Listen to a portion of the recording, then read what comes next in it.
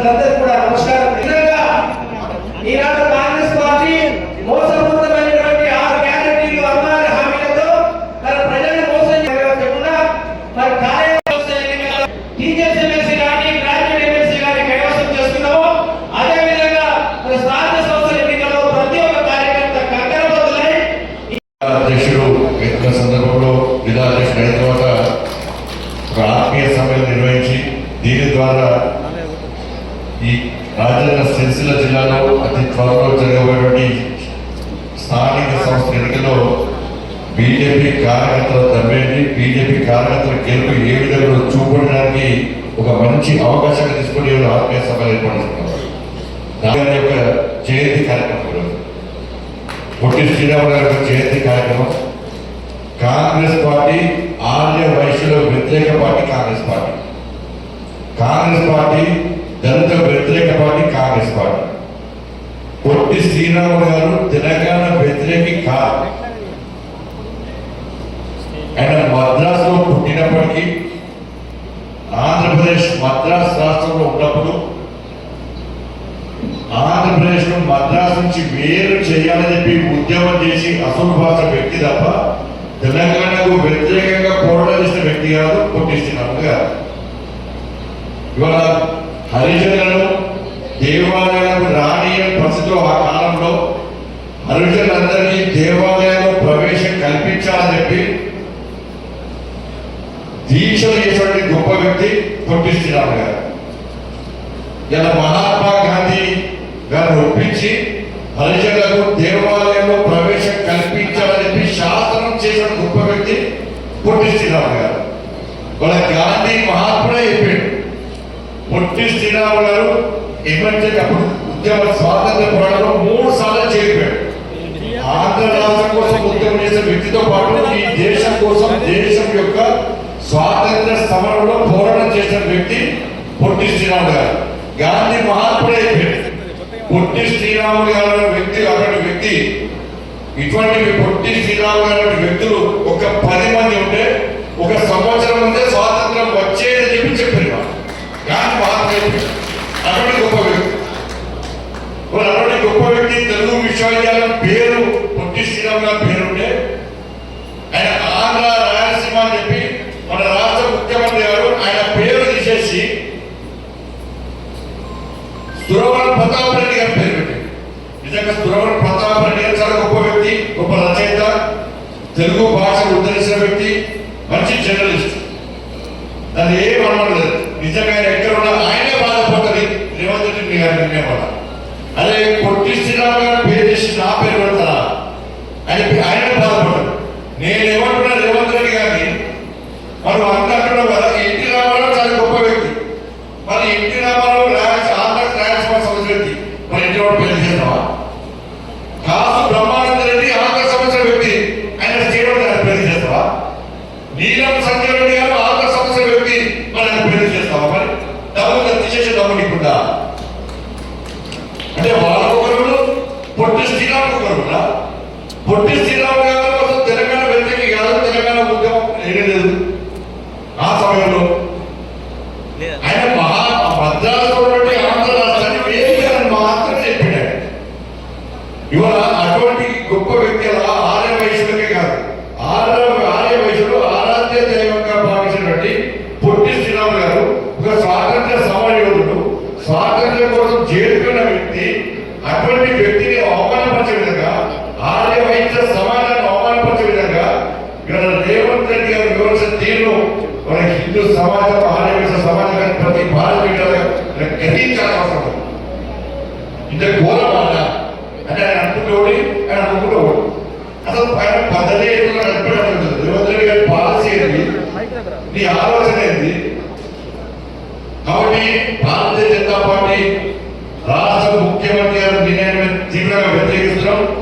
ఆర్య వైశ్యులను హరిజనులను ఇది అవమానించంటే ఇవాళ నీకు దమ్ముంటే నేను చేసిన సవాలు స్వీకరించే దమ్ము నీకున్న రాష్ట్ర ముఖ్యమంత్రి గారు చెప్పాలి. కాబట్టి ఇటువంటి పరిస్థితి మంచిగా స్వాతంత్ర సమాజంలో స్వాతంత్ర సమాజంలో గుర్తించాలి.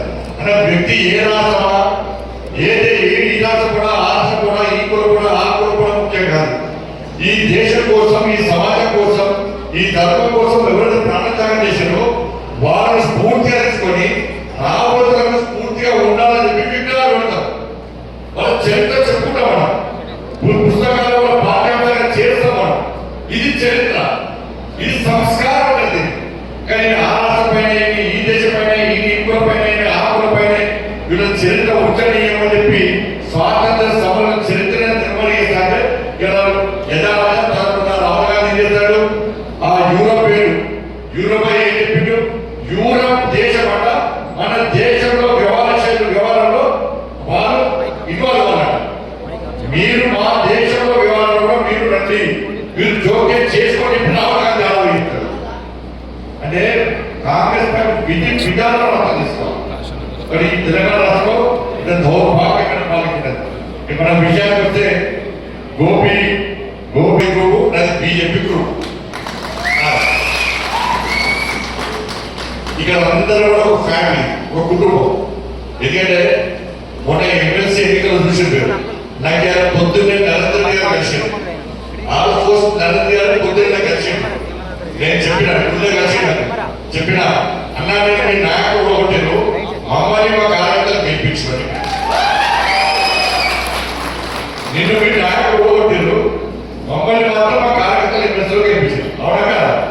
ఏ పండించిన కార్యకర్తలు 25 రూపాయలు 50 రూపాయల పేరుతో ఒక్కొక్క కార్యకర్త పెద్ద మీసాలు వేసుకొని 15-20 రోజులు దుమ్ము పండించినట్టు.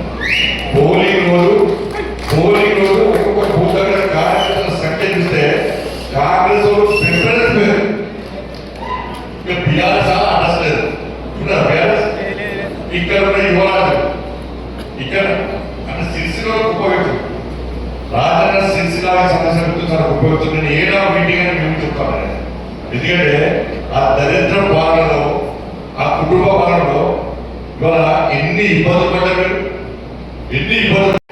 ఆ రోజు వాళ్ళు ఉంటారు, ఈ రోజు నక్సలగడ డేంజర్కి అంత ఘోరంగా పాల్గొన్నారు. ఇలా అప్పుడు 5 దోసుకున్నారు. కేసీఆర్ కుటుంబంలో 5 దోసుకున్నారు. కాంగ్రెస్ పార్టీ వచ్చాక ఇప్పుడు 5 మొత్తం దోసుకున్నారు. అప్పుడు ఎదురే, ఇప్పుడు ఎదురే. కానీ ఇవాళ భారతీయ జనతా పార్టీ కార్యకర్తగా మనకి సిరిసిల్ల జిల్లాలో నెక్స్ట్ స్థానిక సంస్థల ఎన్నికలు రాబోతున్నాయి. మా ఎలక్షన్స్ అయిపోయినాయి. ఇప్పుడు నెక్స్ట్ వచ్చేది కార్యకర్తల ఎలక్షన్స్. కార్యకర్తలను గెలిపించాల్సిన బాధ్యత, గెలిపించే బాధ్యత ఈ వేదికలు అందరూ ఒక్కసారి మద్దతు మీ అందరినీ కదా. మీరు సెస్ ఎలక్షన్ గెలిచింది మనమే. 4 గెలిచే ఆ దళితులు 3 వేసుడు ఆనందం చేస్తున్నారు. నాకు అవకాశం పనిస్తుంది అసలు చెప్తే అడుగు గెలిచి మనం 4 గెలిచాం. ఫస్ట్ వీరపల్లి గెలిచాం. వీరపల్లి గెలిచిన తర్వాత ఈ దళితులు వేసిన కేసీఆర్ పొడిగేసాడు. అక్కడ ఒక లేడీ ఆఫీసర్ ఉంది బాబు, ఆయన ఫోన్ చేసి బెదిరించాడు. ఏమని, నువ్వు వీరపల్లి గెలిచిదాన్ని బీజేపీ అమలు చేస్తామని సంగతి చూస్తాను పాప అంటే కాదు. తర్వాత మళ్ళీ గెలిచాం. మళ్ళీ ఎందుకు గెలిచామని అమలు చేయకుండా ఆ లేడీ ఆఫీసర్ ఆపి మనోరు పోయి మన గొడవ చేస్తే లాఠీచార్జ్ చేసి మన కార్యకర్త కొట్టినారు. నిర్మవాడు కొట్టిన తర్వాత మనం 4 గెలిచాం. అప్పటి 4 గెలిచిన తర్వాత మనం గెలిచి అమలు చేయలేదు. అంత రాజకీయ పాలన, దుర్మార్గ పాలన. ఇలా ఆ ఆఫీసర్ సాయంత్రం 4 గంటలకు ఫోన్ చేసిన, 5 గంటలకు ఫోన్ చేసిన. సార్ ఆయన అప్పటికే కన్ను తిరిగి పడిపోయినా. కన్ను తిరిగి ఈ కేసీఆర్ కొడుకు పెట్ట బాధను భరించలేక కన్ను తిప్పి స్లో పడిపోయిన తర్వాత మన మల్లేశ్వరం గారు ఫోన్ చేసి, అన్న ఆ లేడీ ఆఫీసర్ ఈ కేసీఆర్ కొడుకు ఇబ్బంది పెడుతున్నారు. రమేష్ కూడా ఫోన్ చేసి కేసీఆర్ కొడుకు ఇబ్బంది పెడుతుందని చెప్పి ఆ లేడీ ఆఫీసర్ నాతో మాట్లాడింది. సార్ నా హెల్త్ బాగాలేదు సార్, నన్ను బెదిరిస్తున్నాడు సార్, ఈ 4 గెలిస్తే అని చెప్పి అమలు చేస్తే నన్ను సస్పెండ్ చేస్తా అంటున్నాడు సార్ అని చెప్పి ఆ లేడీ ఆఫీసర్ బాధపడితే నేను ఒకటే చెప్పిన, అమ్మ నీ ఆరోగ్యం ముఖ్యం, మీ ఉద్యోగస్తులు నాకు ముఖ్యం.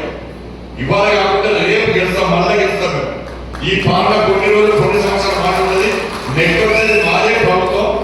ఆ గెలిచిన వీరిన పనులు వాళ్ళకే చేసాయి. నువ్వు అమలు చేసినప్పుడు మేము ఏ బాధపడకుండా మేము హామీస్తే మనం అమలు చేశారు. వాస్తవానికి గెలిచింది ఎవరు? మనం గెలుస్తాం. 4 గెలుస్తాం. ఇవాళ వాళ్ళు ఎమ్మెల్సీ ఎన్నికల్లో గెలిచింది ఎవరు? బీఆర్తో అరెస్ట్ కూడా వేరు. రాష్ట్ర ముఖ్యమంత్రి స్వయంగా కరీంనగర్ వచ్చి మీటింగ్ పెట్టిండు, మంచిర్యాలలో మీటింగ్ పెట్టిండు, నిజామాబాద్లో మీటింగ్ పెట్టిండు. మంత్రులు అందరూ వచ్చి కరీంనగర్ అడ్డా పెట్టారు. ఓట్లు ఎక్కువనే చెప్పి అబద్ధాల మీద అబద్ధాలు చెప్పారు. చెప్పరాని విషయాలన్నీ చెప్పారు. భారతీయ జనతా పార్టీని నరేంద్ర మోడీని ఏ విధంగా తిట్టాలో తిట్టని శాపనార్థాలు పెట్టారు. ఇలా ఓటర్లను నమ్మించే ప్రయత్నం చేశారు.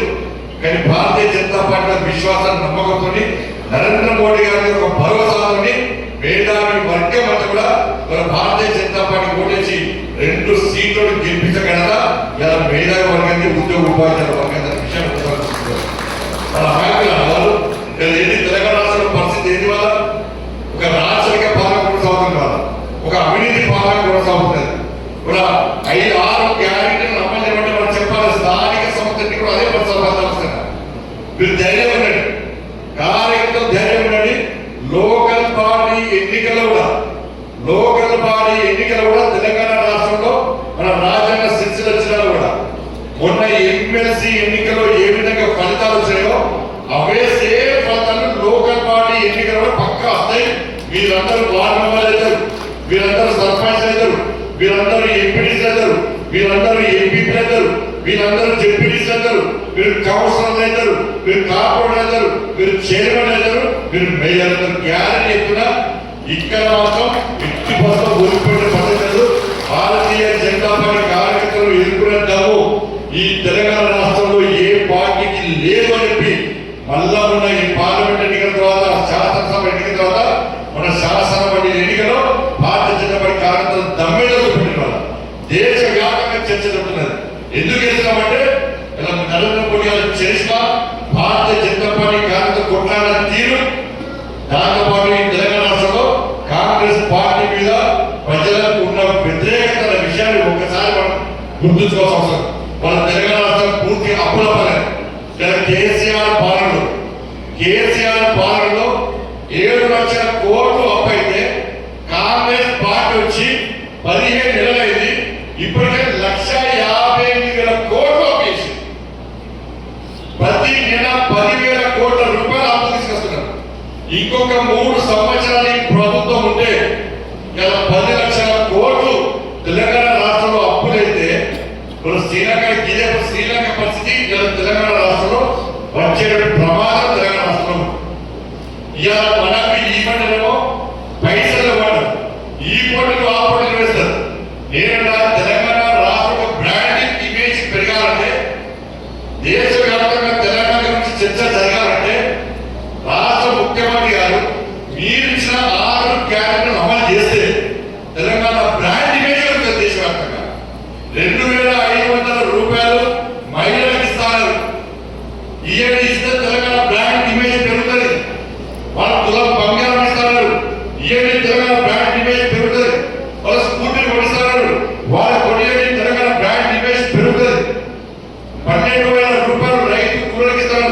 ఇవ్వని వాళ్ళ బ్రాండ్ ఇమేజ్ పెరుగుతుంది. తెలంగాణ 2 లక్షల ఉద్యోగాలు భర్తీ చేస్తారు. బ్రాండ్ ఇమేజ్ పెరుగుతుంది. 4,000 రూపాయలు నిరుద్యోగ బుద్ధి ఇస్తారు. తెలంగాణ బ్రాండ్ ఇమేజ్ పెరుగుతుంది. 4,000 రూపాయలు ఆసరా పెన్షన్ ఇస్తారు. ఇవ్వండి తెలంగాణ బ్రాండ్ ఇమేజ్ పెరుగుతుంది. ఇవి చేస్తే తెలంగాణ బ్రాండ్ ఇమేజ్ పెరుగుతుంది. ఇవి చేయడానికి పైసలు లేకుండా సెంట్రల్ యూనివర్సిటీ జాగా 400 ఎకరాలు ఇలా అమ్మడానికి కాంగ్రెస్ పార్టీ ప్రభుత్వం ప్రయత్నం చేస్తుందంటే, ఇతర వ్యక్తులకు కాంట్రాక్ట్ పిల్లిస్తుందంటే ఈ 80% కాంగ్రెస్ సర్కారు ఈ తెలంగాణ రాష్ట్రం తరలిపోవాల్సిన బాధ్యత భారతీయ జనతా పార్టీ కార్యకర్తలు ఉందన్న విషయాన్ని ప్రతి భారతీయ జనతా పార్టీ కార్యకర్తలు గుర్తుంచుకోవాలి. తెలంగాణ రాష్ట్రం మొత్తం ఘోరమైన పరిస్థితి. మనం కులగణన చేసి సర్వే అయినారు, కుటుంబాల సర్వే అయినారు. కులగణన చేసిన తర్వాత మన ఆస్తిపాస్తులేని, మనకి భూములు ఉన్నాయి, మనకి ఇంటి ఉన్నది, మన పైసలు ఉన్నాయి, మన ఆస్తిపాస్తులు ఎంత అని చెప్పి మొత్తం ప్రభుత్వం ఇచ్చినాం. మనం అధికారులు మనకి మనకు మొత్తం డాటా మొత్తం ఇచ్చేస్తాం. దాన్ని రహస్యంగా ఉంచాలి. అంటే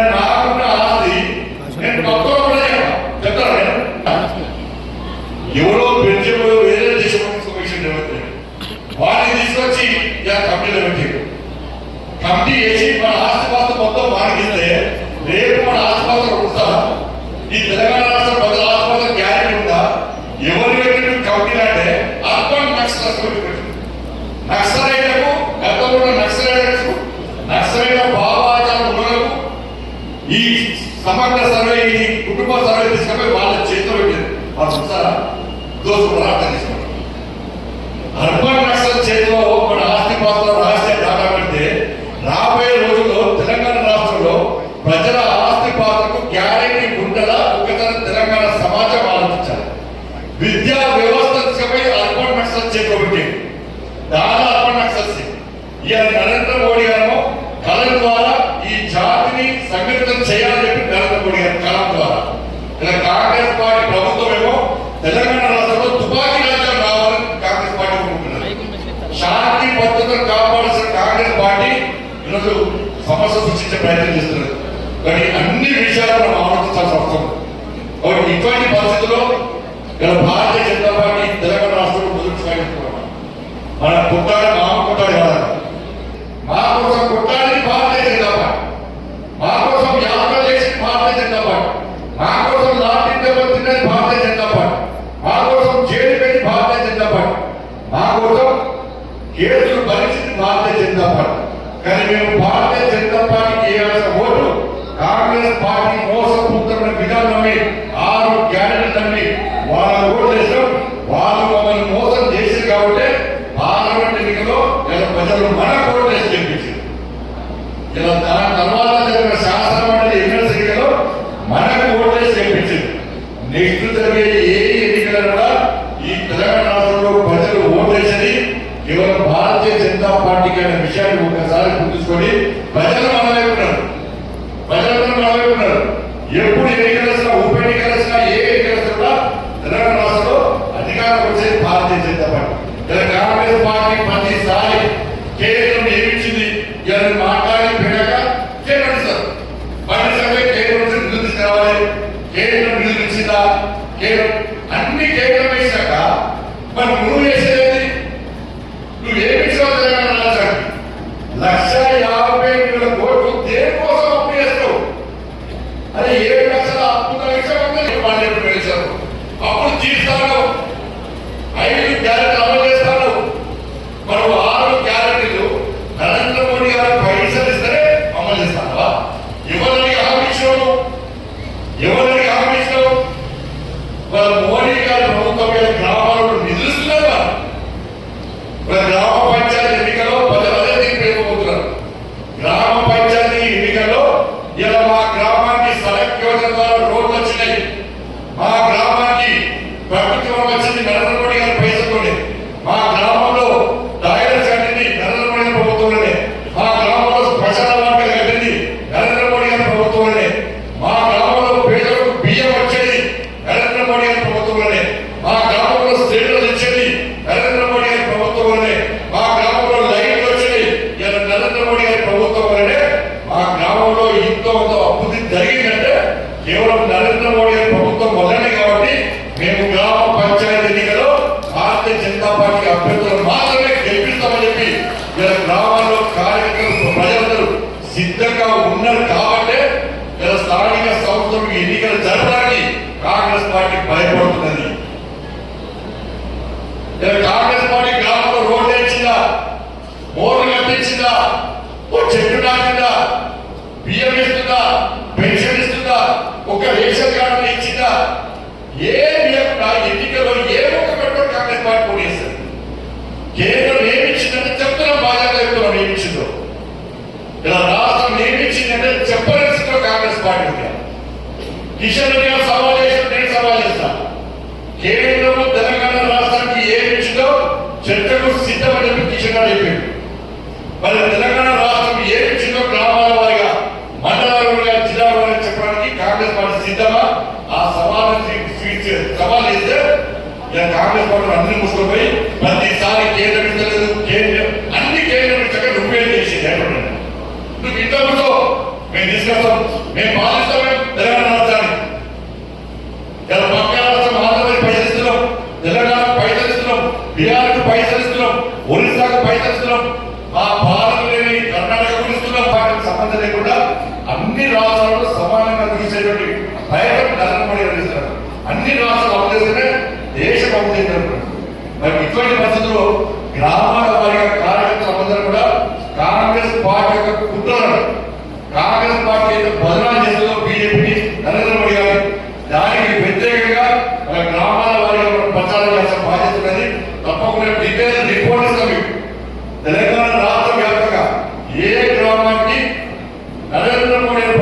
ఏమేమి నిధులు ఇస్తాం పూర్తి డీటెయిల్ రిపోర్ట్ ప్రతి గ్రామానికి ఇస్తాం. రాష్ట్ర పార్టీ నుంచి ప్రతి గ్రామానికి ఇస్తాం. ప్రతి గ్రామంలో పోస్టర్లు చేస్తాం. ప్రతి గ్రామంలో ఫ్లెక్స్ కట్టిస్తాం. ప్రతి గ్రామంలో కరపత్రాలు కొట్టిస్తాం. అదే ప్రచారంగా మారుతుంది. కాంగ్రెస్ పార్టీ గుణపాఠం చెప్తాం. గతంలో మోసం చేసిన బీఆర్ఎస్ పార్టీ అడ్రస్ పార్టీ మీరు ఆలోచించాలి. కాళేశ్వరం కేసులు ఇదే రేవంత్ రెడ్డి గారు ఏమన్నారు? మా ప్రభుత్వం కానీ మా ప్రభుత్వం వచ్చిన కేసీఆర్ చేరుకోమన్నారు. కేసీఆర్ కుటుంబాన్ని చేరుకోతారు అన్నదా? మరి ఏమైంది? నిజంగా భారతీయ జనతా పార్టీ ప్రభుత్వం వచ్చేస్తే కేసీఆర్ కుటుంబంలో ఒక్కరు భయపడకూడదు, అంతం చేయకూడదు. ఇలా ఫోన్ ట్యాపింగ్ జరిగింది. ఈ సిల్సిల జరిగింది. ఆ సీఐ ఇక్కడ అరెస్ట్ చేసింది. ఇక్కడ యువరాజు తెగకుండా ఫోన్ ట్యాపింగ్ జరిగిందా? తర్వాత ఇలా ఫోన్ ట్యాపింగ్ చేసిన వ్యక్తులు జైలుకు పోయే సందర్భంలో ఏం చెప్పారు? మాకు పెద్ద కేసీఆర్ ఇద్దరే ఫోన్ ట్యాపింగ్ చేస్తామని పడ్డారు అన్నప్పుడు కేసీఆర్ కేసు పెట్టారా లేదా? ఒక్క నోటీస్ చేయాలి. ఒక్క నోటీస్. ఆ దొంగలు మారిపోయారు. ఎప్పుడు మారిపోయారు? రేవంత్ రెడ్డి గారు ముఖ్యమంత్రి అయినా రేవంత్ రెడ్డి గారు కథంతో మారిపోయారు విదేశాలు. కాంగ్రెస్ ప్రభుత్వం ఏర్పడకుండా దొంగలు మారిపోయారు. ఇప్పుడు మనం పక్కరావాలి. వాళ్ళకు పారిపోకూడదు. మనం పక్కరావాలి. వాళ్ళు ఆలోచిస్తున్నారు. ఫోన్ ట్యాపింగ్ కేసులో ఒక నోటీస్ చేయలేదు, అరెస్ట్ చేయరు.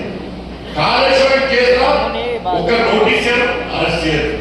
డ్రగ్స్ కేసులో ఒక నోటీస్ చేయరు, అరెస్ట్ చేయరు. ఇలా విద్యుత్ కొనుగోలు విషయంలో కనీసం కేసీఆర్ విచారణ ఎంక్వైరీ క్లోజ్. ఆ ఎంక్వైరీ రిపోర్ట్ ఇచ్చుకోండి. ఎంక్వైరీ రిపోర్ట్ ఏమైందో ఇవ్వదు. దాని మీద నోటీస్ చేయరు. ఫార్మ్ హౌస్ కేసులో నోటీస్ చేయరు. కిడ్నీ కేసు 5 ఈ ఫార్ములా కాలేజ్ దాని మీద కేసులు ఇప్పటికే 5 కేసులు ఇలా రేవంత్ రెడ్డి గారి చేతిలో ఉన్నాయి. దాని మీద ఒక్క నోటీస్ కేసీఆర్ కుటుంబానికి ఇచ్చిందా? ఒక్క కేసుల వాళ్ళ పెట్టిందా? ఎందుకు పడతారంటే ఇద్దరు ఒకటే. ఇల్లులో దోతని గదిలో కొట్లాడ పెట్టినట్టు కలుస్తుంది. ఎందుకంటే మొన్న ఎమ్మెల్సీ ఎన్నికల్లో మనకు గెలిచాం కాబట్టి, గెలుస్తామని మనకు తెలుసు కాబట్టి, ఎంపీ ఎన్నికల్లో మనకు గెలుస్తాం కాబట్టి, ఈ తెలంగాణ రాష్ట్రంలో బీజేపీ స్ట్రెంత్ అనేది కాబట్టి, శక్తివంతంగా తయారైంది కాబట్టి బీజేపీ దెబ్బ కొట్టాలంటే మన ఇద్దరం కలిసి ఉండాలని చెప్పి టీఆర్ఎస్ కాంగ్రెస్ ఢిల్లీలో రాష్ట్ర ఒప్పందం కుదుర్చుకొని నెక్స్ట్ ఎన్నికల్లో వాళ్ళిద్దరు కలిసి పోటీ బీజేపీ వ్యతిరేకంగా వివరించడానికి మాత్రమే ఇలా ప్రాక్టీస్. లేకుంటే ఇన్ని కేసులలో ఒక్క నోటీస్ చేయకుండా కేసీఆర్ కాపాడుతున్నారు. రేవంత్ రెడ్డి గారు కాపాడుతున్నారు. కేసీఆర్ కాంగ్రెస్ పార్టీ కాపాడుతుంది. తెలంగాణ సమాజం వాస్తవం కదా ఆలోచించారు. ఇవన్నీ వస్తాయని లెక్కలు. లోకల్ బాడీ ఎలక్షన్స్ అయినా ఇవన్నీ లెక్కలు వస్తాయి. ఇవన్నీ లెక్క తీసుకొస్తాం. బాగా వదిలిపెట్టిన ప్రసక్తులు కాంగ్రెస్ పార్టీ ఎక్కడ గెలవలేస్తాం. బీఆర్ఎస్ పార్టీ అడ్రస్ గెలలేదు. తెలంగాణ రాష్ట్రంలో లోకల్ బాడీ ఎన్నికల్లో 80% ఇలా భారతీయ జనతా పార్టీ గెలుస్తుంది, గెలిచి తీరుతుంది. ప్రతి భారతీయ జనతా పార్టీ కార్యకర్త తెలంగాణ రాష్ట్రంలో ప్రజాప్రతినిధి కాబోతున్న విషయాన్ని ఈ సందర్భంగా స్పష్టం చేస్తూ రాజన్న సిరిసిల్ల జిల్లాలో సరే గతంలో ఏం జరిగిందో జరిగింది. ఇప్పటి నుంచి మళ్ళీ చెప్తున్నాను, నేను రిక్వెస్ట్ చేస్తున్నాను కాబట్టి ఇది వారికి ఇస్తున్నాను. దయచేసి ఎక్కడ చిన్న క్రమశిక్షణ తప్పినా ఇప్పటి నుంచి క్షమించే ప్రసక్తి లేదు. కార్యకర్తలు ఎట్లా కలిసినారో నాయకులు అట్నే కలిసినారు. ఒక ఫ్యామిలీ, ఒక కుటుంబం. మీకు చిన్న సమస్యలు ఉంటే ఒక రూమ్ లో కూర్చొని మాట్లాడుకునే ప్రయత్నం చేయండి. సోషల్ మీడియా ద్వారా కానీ, మీడియాకు లీక్ గురించి కానీ, లేకుంటే మీటింగ్ జరిగినప్పుడు ఎవరు కొట్లాడుకుంటే మాత్రం అది ద్రోహం చేస్తాడు.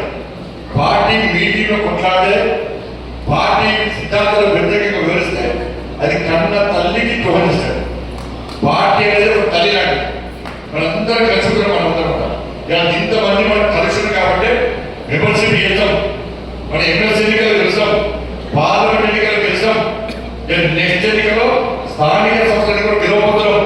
మనం అందరం కలిసిన కాబట్టి బీఆర్ఎస్ అరాచకం వ్యతిరేకంగా పోలీసులు ఎంత ఇబ్బంది పడినా కూడా ఇప్పుడు ఫైట్ చేస్తాం. మన మీద కేసులో ఫైట్ చేస్తాం. అంత హీరోల పార్టీ భారతీయ జనతా పార్టీ రాజకీయ సృష్టించారు. కానీ ఈ వాతావరణాన్ని మనం కాపాడవలసిన బాధ్యత. ఈ వాతావరణం చెరగొట్టే ప్రయత్నం చేయాలి. ఎవరో ఒకరు ఇద్దరు చెరగొట్టే ప్రయత్నం చేస్తే కంపల్సరీ చర్యలు ఉంటాయి. బండి సంజయ్ లేకుండా పార్టీ వస్తుంది. బండి సంజయ్ కూడా పార్టీ వల్ల బండి సంజయ్ గుర్తింపు వచ్చింది.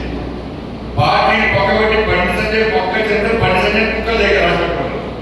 పార్టీ పైన పార్టీ జెండా పార్టీ కడువ మెడల్ లేకుంటే భారతీయ జనతా పార్టీ లేకుంటే బండి సంజయ్ కొట్టే కదా. ఇది ప్రతి భారతీయ జనతా పార్టీ పరిస్థితి కార్యకర్తలే.